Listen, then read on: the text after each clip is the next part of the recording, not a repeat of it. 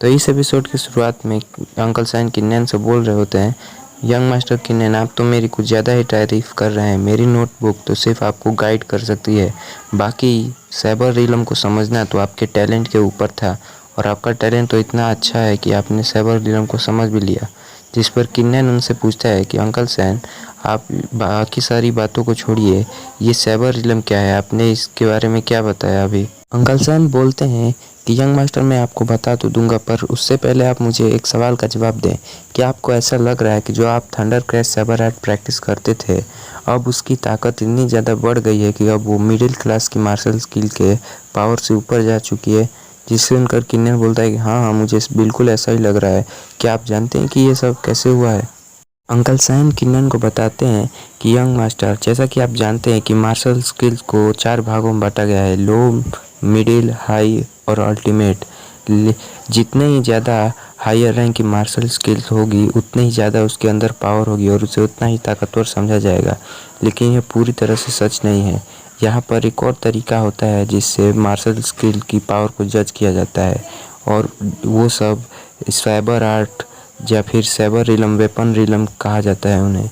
और उसके अंदर आप जितनी ज़्यादा अपनी वेपन आर्ट को प्रैक्टिस करते हैं, उसके अंदर मास्टरी हासिल करते हैं, उतनी ज़्यादा ही आपकी वेपन स्किल को पावरफुल माना जाता है। इसके अंदर सबसे अच्छा रोल मास्टरी का होता है, जिसे सुनकर किन्नर शौक होता है, क्या मास्टरी? हाँ, आपने बिल्कुल ठीक कहा यंग मास्टर। यहाँ पर आप जितनी अच्छे से अपनी आर्ट को मास्टर करेंगे, आप उतना ही ज़्यादा अपने स्किल की पावर को यूज़ कर पाएंगे। जैसे कि एग्जांपल के तौर पे साइबर कल्टीवेटर, स्वॉर्ड कल्टीवेटर, ये सभी वन विथ वेपन रिलम के अंदर आते हैं। हालांकि वन विथ वेपन रिलम भी पहला लेवल है और इसे भी 4 भागों में बांटा गया है। इसको फाउंडेशन स्टेज, इसको उसके बाद इसका इनिशियल स्टेज, उसके बाद इसको ग्रेटर सक्सेस स्टेज और उसके बाद परफेक्शन स्टेज में बांटा गया है। हालांकि इसके बाद भी एक और रिलम आता है जिसे आर्केन रिलम कहा जाता है, और उसके बाद भी बहुत सारे रिलम आते हैं, लेकिन वो सारे मेरे समझ से बाहर है, इसलिए मुझे उनके बारे में नहीं पता। ये सब सुनकर किन्नन कुछ सोचने लगता है। तभी अंकल सैन बोलते हैं, यंग मास्टर, अभी बहुत ज़्यादा देर हो चुकी है, हमें जल्दी से जल्दी निकलना चाहिए ताकि हम किन क्लैन के लोगों के साथ मिलकर फैंग क्लैन में कंपटीशन के लिए जा सके।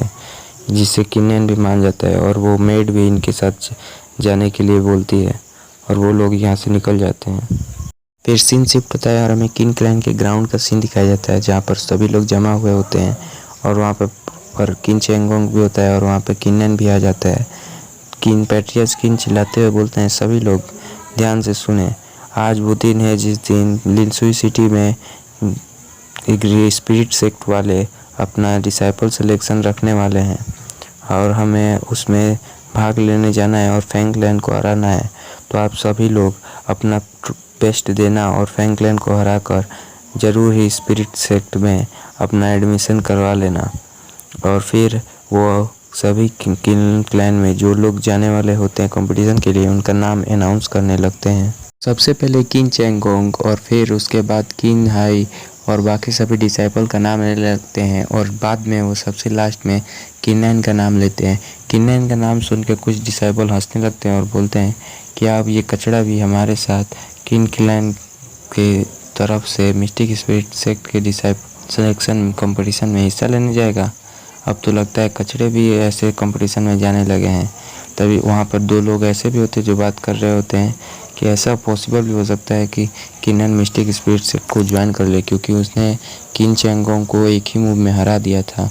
ये सब सुनकर किन चेंगोंग को गुस्सा आने लगता है, और वो बहुत ही ज़्यादा गुस्से में आकर चिल्लाते हुए बोलता है कि पैट्रियस किन, रुकिए, किन्नन के पास सिर्फ एक फर्स्ट ग्रेड की हुआंग रैंक मार्शल स्पिरिट है, आखिर ये किस तरह से क्वालिफाइड है मिस्टिक स्पिरिट सेक्ट के कंपटीशन में हिस्सा लेने के लिए। पर सेकेंड एल्डर उसको सपोर्ट करते हुए बोलते हैं कि पैट्रियस, किन चेंगोंग की बातों में एक पॉइंट है, हमारे पास स्लॉट बेस्ट करने के लिए ऐसे कचड़ों पर नहीं है, हमारे इस कंपटीशन में स्लॉट्स बहुत कम है। और थर्ड एल्डर भी बोलते हैं कि हाँ, हमारे पास हमारे किन क्लैन पर सिर्फ 10 स्लॉट्स ही बचे हुए हैं और हम उसे किसी भी ऐसे कचड़े पर वेस्ट नहीं कर सकते। मेरा मानना ये है कि आप उस किन्नन की जगह पर वो स्लॉट किसी और को दे दें। इस पर सभी लोग चिल्लाते हुए बोलते हैं कि हाँ हाँ, किन्नन को हटा दीजिए। और किन चेंगोंग ये सब सुनकर खुश होते हुए मन में सोचता है, किन्नन, तुम्हारी हिम्मत कैसे हुई मुझे मेरे साथ कम्पीट करने की। तुम कचरे, आज मैं तुम्हें दिखा दूंगा कि मैं तुम्हारे साथ क्या कर सकता हूँ। अभी तभी पेट्रियास्किन चिल्लाते हुए बोलते हैं कि किनलैन कोई कचरा नहीं है। हालांकि उसके पास एक फर्स्ट ग्रेड की वांग रैंक मार्शल स्पिरिट है, लेकिन वो ऑलरेडी अपने 4th लेयर में पहुंच चुका है बॉडी टेम्परिक रिलम के, और उसने तो अपने 1 विथ सैबर रिलम को भी अचीव कर लिया है। हमारे उसके पास अभी ग्रेट पोटेंशियल है। आखिर वो इस कंपटीशन के लिए वो अनवर्दी किस तरह से है। तभी सुप्रीम एल्डर बीच में हंसते हुए बोलते हैं किनलैन के पास ग्रेट पोटेंशियल है। किनतियान, तुम्हें पता है कि उसके पास एक लिमिटेड फ्यूचर है, क्योंकि उसके पास एक लो ग्रेड की मार्शल स्पिरिट है। वो ज़्यादा कुछ नहीं कर पाएगा, और जो यहाँ तक वो पहुँचा है वो सिर्फ अपने लक की वजह से है। और तुम कह रहे हो उसके पास कि एक ग्रेट पोटेंशियल है। किनतियान, मुझे लगता है जैसे जैसे तुम बूढ़े हो रहे हो तुम्हारा दिमाग ख़राब होते जा रहा है। तुम उसे ऐसे ही नहीं भेज सकते किसी कंपटीशन में। पेट्रियास्किन बहुत ज़्यादा गुस्सा हो जाते हैं जिससे, लेकिन सभी लोग सुप्रीम एल्डर का सपोर्ट करते हुए बोलते हैं कि हाँ, किनलैन को इस कंपटीशन में भाग लेने नहीं दिया जाएगा, उसे हटा दिया जाए। और सब चिल्ला चिल्ला कर ये बात बोलने लगते हैं। तभी वो मेड का सीन दिखाया जाता है जहाँ पर मेड बहुत ज़्यादा गुस्सा हो जाती है और उन्हें गाली देने लगती है। लेकिन अंकल सैन बताते हैं ये इस दुनिया का ऐसा ही रूल है, जो ज़्यादा ताकतवर होगा उसे रिस्पेक्ट दिया जाएगा, और जो कमज़ोर होगा उसे ये लोग कचरा बना देंगे। इस दुनिया में ये सब तो चलता रहता है। जिस पर वो मेड अंकल सैन से परेशान होते हुए पूछती है तो क्या अंकल सैन किनलैन, यंग मास्टर किनलैन को उनकी पोजीशन से हटा दिया जाएगा। इस पर अंकल सैन उसे समझाते हुए बोलते हैं तुम्हें चिंता करने की ज़रूरत नहीं है। हालांकि हमारे यंग मास्टर के पास एक लो ग्रेड की मार्शल स्पिरिट है जो उन्हें फ्यूचर में बहुत ही ज़्यादा प्रॉब्लम देगी, लेकिन उनकी कम्प्रिहेंसिव एबिलिटी बहुत ही ज़्यादा टेरिफाइंग है। उन्होंने ऑलरेडी अपने सैबर रिलम के ग्रेट रेयर सक्सेस स्टेज को अचीव कर लिया है, और वो यहाँ तक कि अपने 5th लेयर में भी पहुँच चुके हैं। अब हम तो बस यहाँ पर साइड में खड़े होके इन सभी का मजाक बनते हुए देखने वाले हैं। या फिर हमें सीन दिखाया जाता है जो सुप्रीम एल्डर बोल रहे होते हैं कि किनतियान, तुमने देख लिया, अब तुम जल्दी से जल्दी किनलैन की स्लॉट को किसी और को दे दो और उसे उसकी पोजीशन से हटा दो।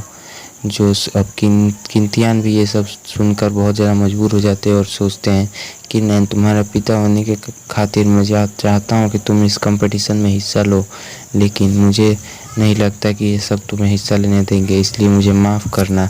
तो आज का एपिसोड यहीं तक था। वीडियो यहाँ तक देखने के लिए आपका बहुत बहुत धन्यवाद। मिलते हैं आपसे अगली वीडियो में, तब तक के लिए अलविदा।